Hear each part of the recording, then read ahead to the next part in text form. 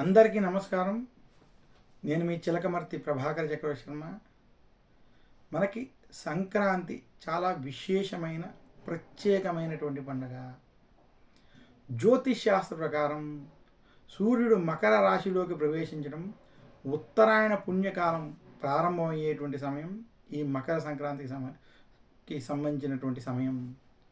సూర్యుడు ఈ సంవత్సరం 2024 సంవత్సరంలో మకర రాశిలోకి 15 జనవరి 2024 ఉదయం 8:24 చిలకమర్తి పంచాంగరీత్యా దృక్ సిద్ధాంత పంచాంగ గణితం ఆధారంగా ప్రవేశిస్తున్నానని తెలియజేస్తున్నాను.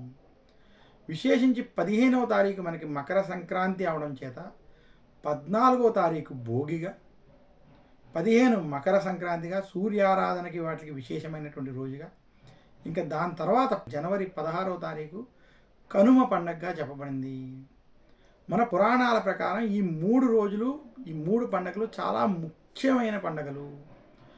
కొన్ని ప్రాంతాల్లో ముక్కనుమ అనేటువంటి విషయాలను చెప్తారు, కానీ ఇది మన ఆచారానికి సంబంధించినటువంటి విషయం కాదని, అలాగే ముక్కనుమ అనేది మన యొక్క పండుగల్లో భాగము కాదని మాత్రం సూచిస్తున్నాను. మనకు ఉన్నటువంటి సంక్రాంతికి సంబంధించినటువంటి పండుగల్లో ఈ 3 భోగి, మకర సంక్రాంతి, కనుమ చాలా ప్రత్యేకమైనవి. ఇవే ముఖ్యమైన పండుగలు.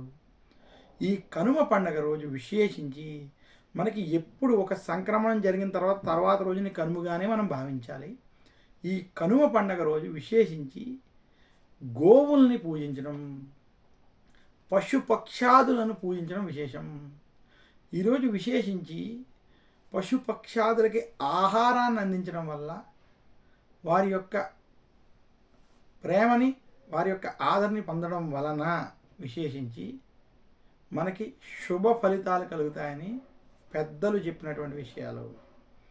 ఇదే కాకుండా ఈరోజు విశేషించి పక్షులకి ధాన్యం వంటివి తినిపించడం, గోమాతకి ఆహారం వంటివి, విశేషంగా బెల్లము, అలాగే గోమాతలకి బియ్యం వంటివి తినిపించడం వల్ల వాటి యొక్క అనుగ్రహం చేత శుభాలు కలుగుతాయని శాస్త్రాలు తెలియజేస్తున్నాయి. కనుమ రోజు విశేషించి గో పూజ వంటివి చేయడం చాలా విశేషం.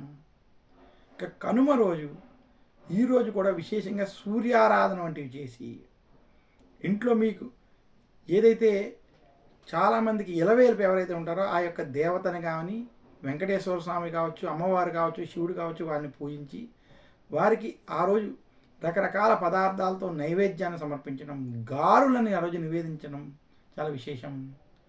ఇంకా కనుమ రోజు విశేషంగా ఎవరైతే ఈ రకంగా జరుపుకుంటారో వారికి శుభ ఫలితాలు కలుగుతాయని, ఇంకా కనుమ రోజు చేయాల్సినటువంటి ముఖ్య పనుల్లో ఈరోజు విశేషించి తలస్నానం వంటివి ఆచరించడం, కొత్త బట్టలు వంటివి కట్టుకోవడం, అలాగే ఈరోజు ప్రయాణాలు వంటివి చేయకుండా ఉండడం ఈ కనుమ రోజు ఆచరించవలసినటువంటి ముఖ్య విషయాలు. కనుమ రోజు ఖచ్చితంగా ఆచరించేటువంటి విషయాల్లో తల స్నానాన్ని చేయాలి అని, కనుమ రోజు స్నానం చేయకుండా బయటికి వెళ్ళకూడదని కూడా శాస్త్రాలు తెలియజేశాయి. ఈ రకంగా మనకి సంక్రాంతి పండుగలో ముఖ్యమైన ఈ 3 రోజుల పండుగలో 3వ రోజు పండుగ కనుమ పండుగగా తెలియజేస్తున్నాను. మరొక్కసారి అందరికీ కనుమ పండుగ శుభాకాంక్షలు తెలియజేస్తూ, సంక్రాంతి శుభాకాంక్షలు తెలియజేస్తూ సెలవు తీసుకుంటాను. నమస్కారం.